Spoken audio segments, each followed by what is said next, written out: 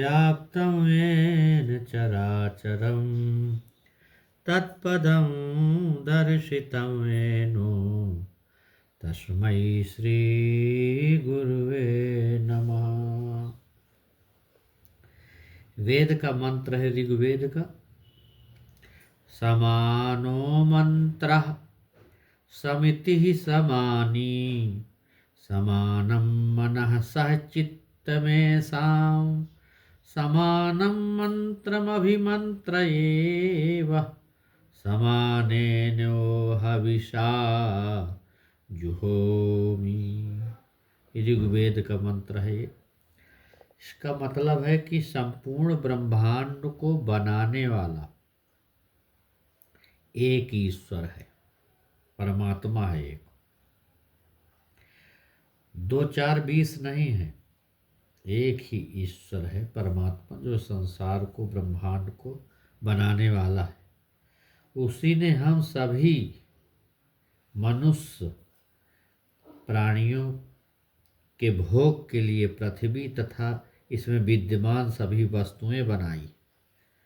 वह ईश्वर सभी जीवों को सृष्टि के आदि में समान रूप से सूक्ष्म शरीर, मन, बुद्धि, इंद्रियां ये सब बना कर देता है हमको।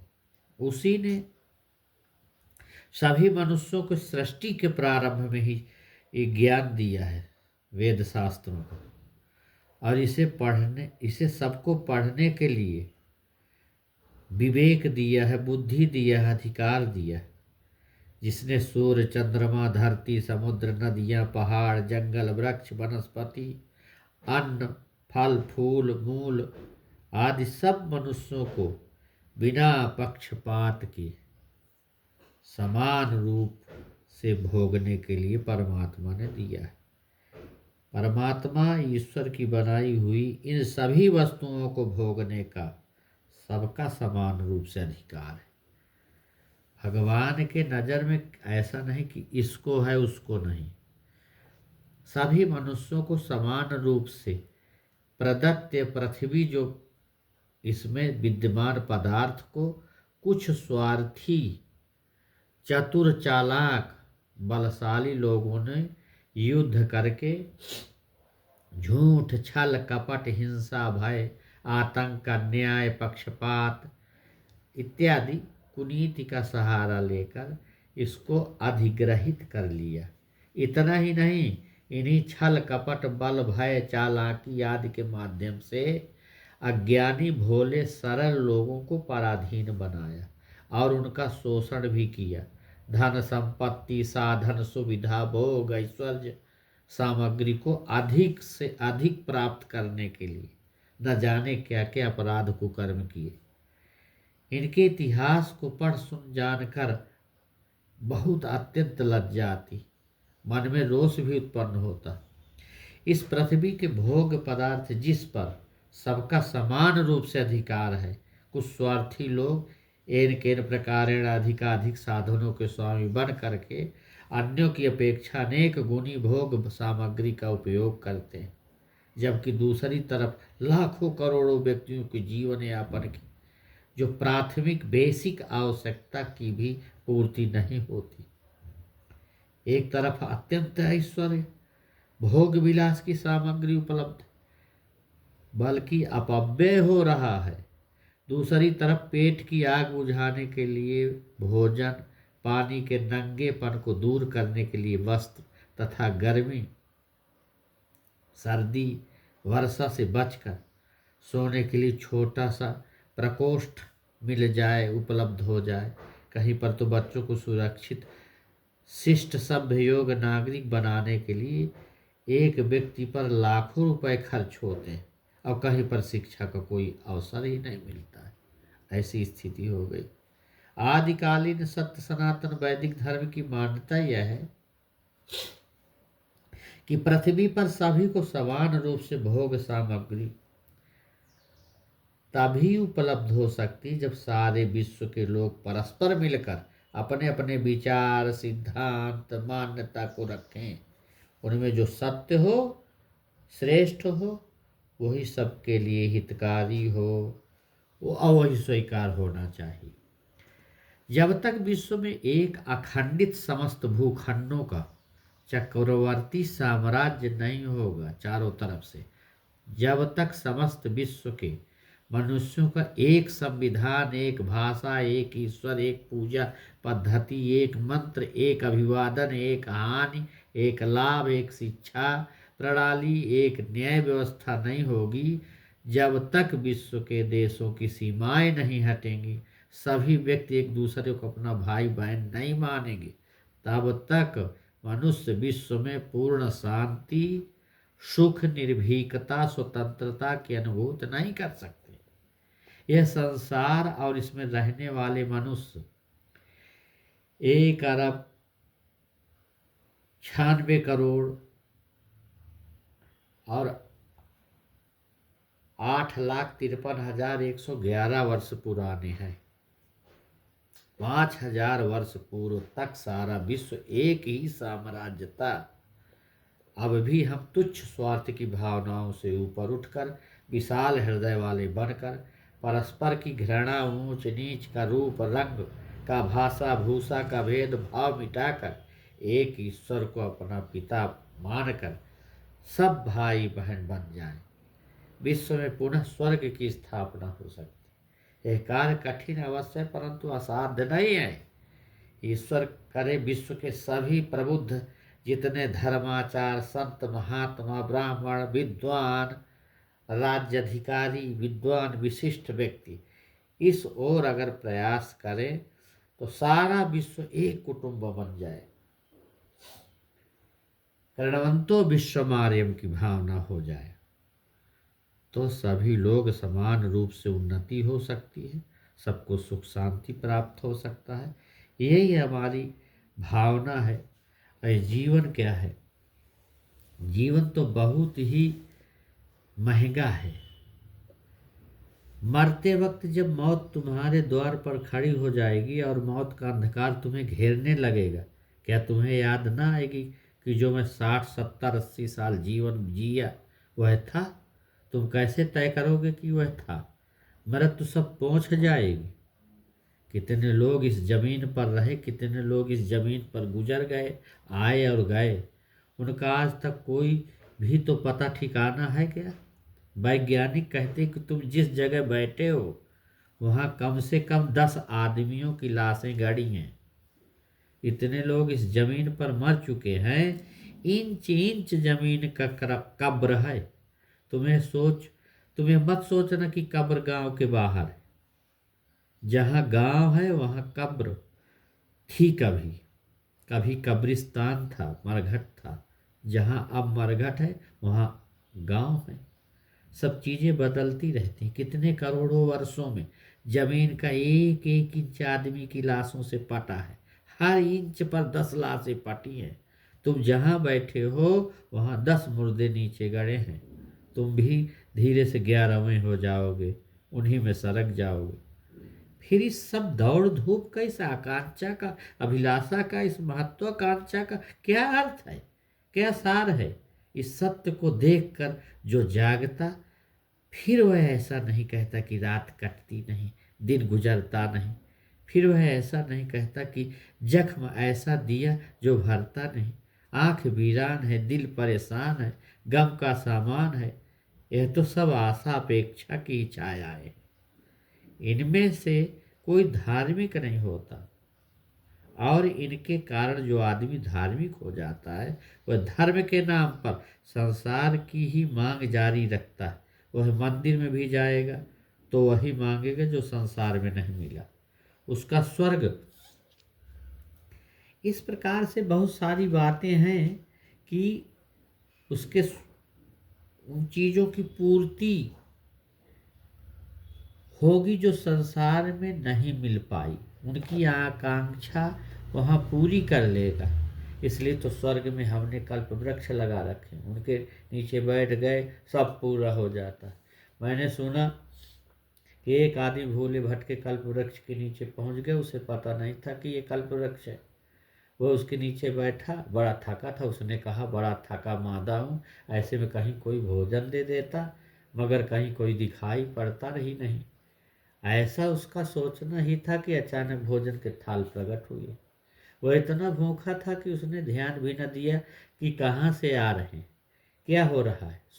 भूख आदि मर रहा था, उसने भोजन कर लिया। भोजन करके उसने सोचा बड़ी अजीब बात है, मगर दुनिया है, यहाँ सब होता है, हर चीज़ें होती हैं। इस वक्त तो अब चिंता करने का समय भी नहीं। पेट खूब भर गया, उसने डट कर खा लिया। ज़रूरत से ज़्यादा खा लिया तो नींद आ रही है। तो वह सोचने लगा कि एक बिस्तर होता तो मज़े से सो जाती। सोचना था कि एक बिस्तर लग गया।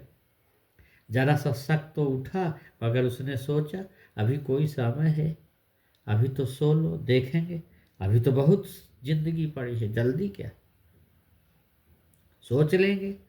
सो भी गया। जब उठा सोकर, अब जरा निश्चिंत था। अब उसने देखा चारों तरफ कि मामला क्या हो रहा है। यहाँ कोई भूत प्रेत तो नहीं है। भूत प्रेत खड़े हो गए, क्योंकि वह तो कल्पवृक्ष था ना। उसने कहा मारे गए तो मारे गए, कि भूत प्रेत झपट पर उसको मारे गए। भूत प्रेत झपटे उन पर, वे मारे गए। कल्प वृक्ष की कल्पना कर रखी है। उसने सोचा कि यहाँ वीरान जंगल है, कहीं शेर ना आ जाए। शेर आ गया, उसको झपट कर कहीं खा ना जाए, सोचा खा लिया शेर। कल्प वृक्ष की कल्पना कर रखी है। स्वर्ग में जो जो यहाँ नहीं है, वहाँ सिर्फ कामना से मिलेगा। श्रम करो तब भी जरूरी नहीं कि मिले। कहाँ मिलता, श्रम करके भी कहाँ मिलता,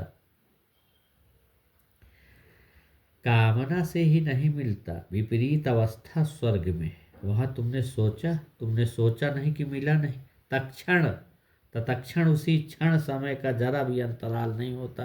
लेकिन ध्यान रखना, तुम वहाँ भी सुखी न हो सकोगे।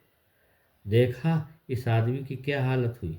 जहाँ सब मिल जाएगा वहाँ तुम सुखी ना हो सकोगे, क्योंकि सुखी तुम तब तक हो नहीं सकते जब तक तुम सुख में भरोसा करते हो। सुख से जागो, सुख से जागने से ही दुख विसर्जित हो जाता है। क्या ये बहुत सारी ऐसी सी चीजें हैं कि जो जीवन से छक जाता है व्यक्ति, और छकते छकते वो बहुत ही इस जीवन से परेशान होने लगता है। तब वो सोचता है, हैरान होता है कि तुम्हारे साक्षी बनते ही दूर होने लगता है। तुम जब स्वरूप की साक्षी में अपने अंतरात्मा की तरफ ढूंढते हो, तो तुम्हारे जो है और दुख के बीच फासला होने लगता है। तुम साक्षी बनने लगे, फासला बड़ा होने लगा। तुम और भी साक्षी बनने लगे, फासला और बड़ा होने लगा। और जैसे जैसे फासला बड़ा होने लगा, सुख की धुन आने लगी, सुख की सुवास आने लगी। क्योंकि दुख का दूर होना यानी सुख का पास आना।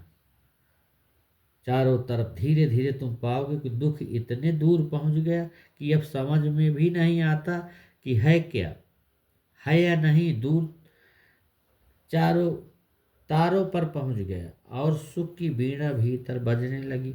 फिर एक ऐसी घड़ी आती जब दुख चला ही गया, और जब दुख चला जाता है तो शेष रह जाता है वही सुख है।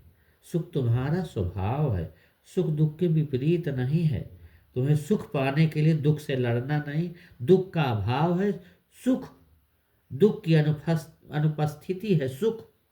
दुख को तुम देख लो भर आंख, और दुख गया। यही करो तुम क्रोध के साथ, यही करो तुम लोभ के साथ, यही करो तुम चिंता के साथ, और 100 में 90 मौकों पर तो शरीर के दुख के साथ भी तुम यही कर सकते हो। अभी पश्चिम में बड़े बड़े मनोवैज्ञानिक प्रयोग चल रहे हैं, जिन्होंने इस बात की सच्चाई की गवाही दी है कि 100 में 99 मौकों पर सिर दर्द केवल साक्षी भाव से देखने से चला जाता है। 99 मौके पर एक ही मौका है जबकि शायद न जाए, क्योंकि उसका कारण शारीरिक हो, अन्यथा उसके कारण मानसिक होते हैं। तुम्हें अब जब दोबारा सिर दर्द हो तो जल्दी से सेरिडान मत ले लेना, एस्ट्रो मत ले लेना। अब की बार जब दुख हो तो ध्यान का प्रयोग करना। तुम चकित होगे। यह तो प्रयोगात्मक है, बिल्कुल प्रैक्टिकल है। यह तो अब वैज्ञानिक रूप से सिद्ध है। धार्मिक रूप से तो सदियों से सिद्ध रहा, अब वैज्ञानिक रूप से सिद्ध। जब तुम्हारे सिर में दर्द हो, तुम बैठ जाना, उस दर्द की खोजने की कोशिश करना। कहाँ है? ठीक ठीक, ताकि तुम अंगुली रख सको कहाँ है। पूरे सिर में मालूम होता है तो खोजने की कोशिश करना, कहाँ है ठीक ठीक। तुम चकित हो जाओगे, जैसे तुम खोजते हो दर्द सिकुड़ने लगता है, उसकी जगह छोटी होने लगती। पहले लगता था पूरे सिर में है, अब लगता है एक थोड़ी सी जगह में। और खोजते जाना, खोजते जाना, खोजते जाना, देखते जाना भीतर। और जरा सा भी चेष्टा नहीं करना कि दुख न हो, दर्द न हो तो है, स्वीकार कर लेना। और तुम अचानक पाओगे कि एक ऐसी घड़ी आएगी कि दर्द ऐसा रह जाएगा जैसे कोई सुई चुभ हो रहा है, इतने से छोटे से बिंदु पर। और तुम हैरान होगे कि कभी दर्द खो जाएगा, कभी लौट आएगा, कभी कभी फिर खो जाएगा, कभी कभी फिर लौट आएगा। और तब तुम्हें एक बात साफ हो जाएगी कि जब भी तुम्हारा साक्षी भाव सधेगा, दर्द खो जाएगा। और जब भी साक्षी भाव से तुम विचलित हो जाओगे, दर्द वापिस लौट आएगा। और अगर साक्षी भाव ठीक सध गया तो दर्द बिल्कुल चला जाएगा। एक वैज्ञानिक सब बातें।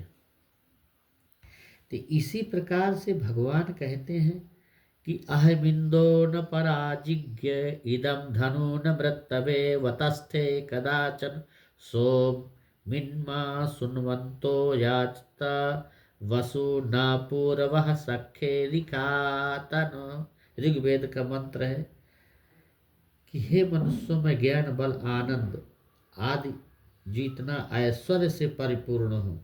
मेरे ऐश्वर्य को देखना हो तो सृष्टि की विविध जो रचनाएं हैं इनको देखो।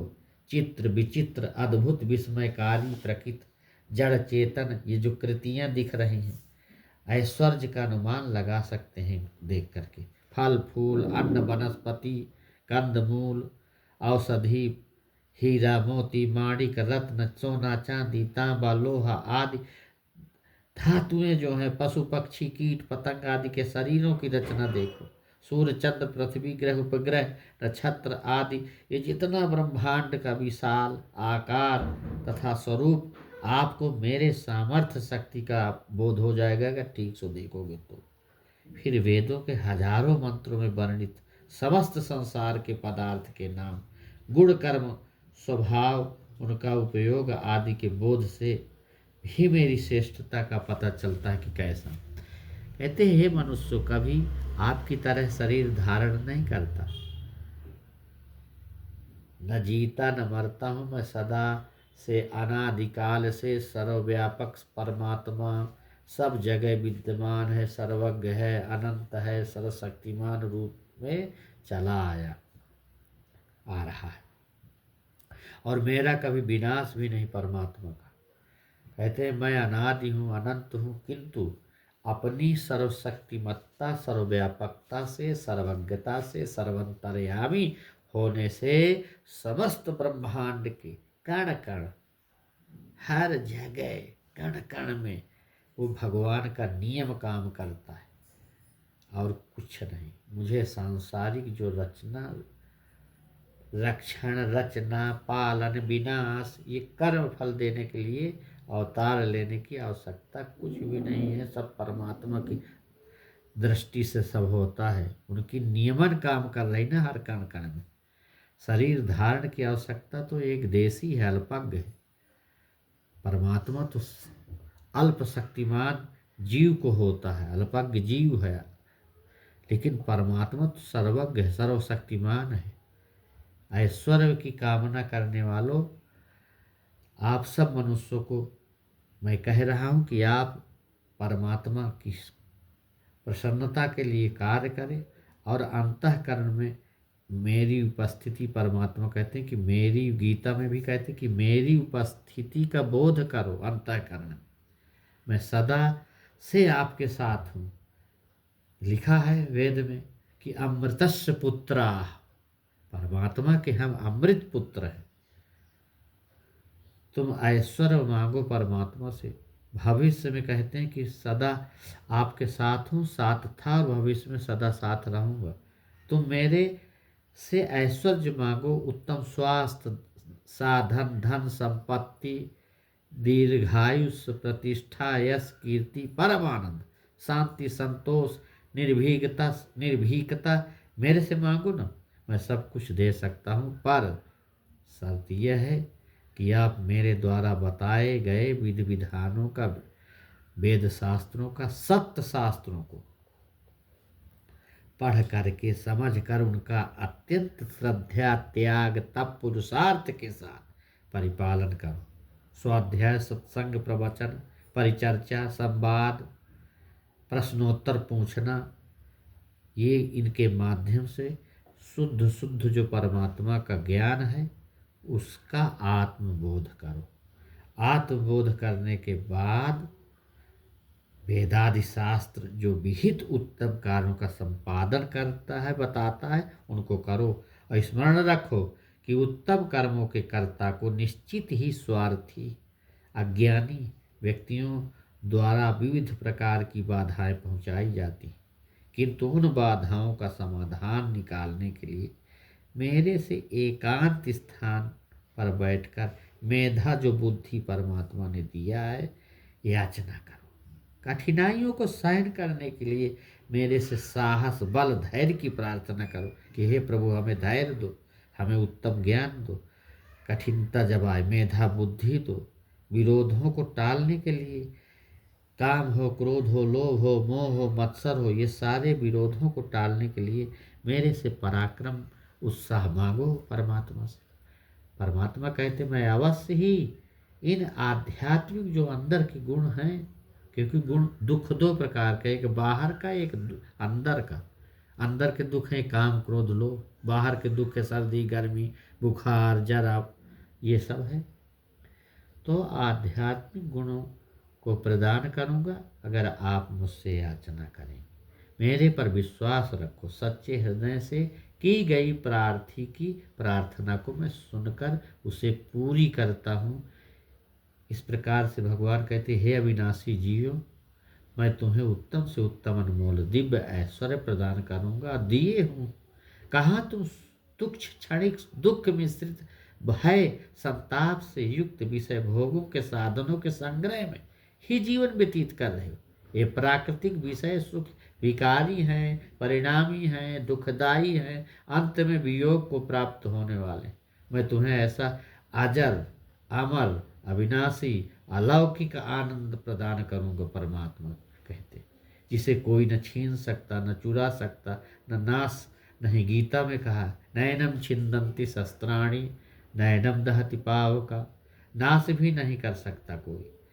श्रेय पथगामी बनो, तुम मेरे सानिध्य में, मेरे अनुशासन में, मेरी मित्रता में जीवन व्यतीत करोगे तो तुम्हारा कोई विनाश नहीं कर सकता, न तुम्हें कोई दुखी बना सकता, न डरा सकता। हे विनाश को प्राप्त होने वाले शरीरों में निवास करने वाले जियो, भगवान कहते हैं आओ, जैसे मैं अजर अमर हूँ, अविनाशी हूँ, वैसे तुम भी मेरी अमरता का, अजरता का बोध हो जाए और मेरे स्वरूप को प्राप्त हो जाओ, और तुम्हें आनंद से ही आनंद हो जाएगा। फिर क्या कहना, अमरत्व को प्राप्त हो जाओ। यही आज का वक्तव्य समाप्त करते हैं, फिर अगला भगवत कृपा से बताएंगे। ओम शांति शांति शांति। ओम।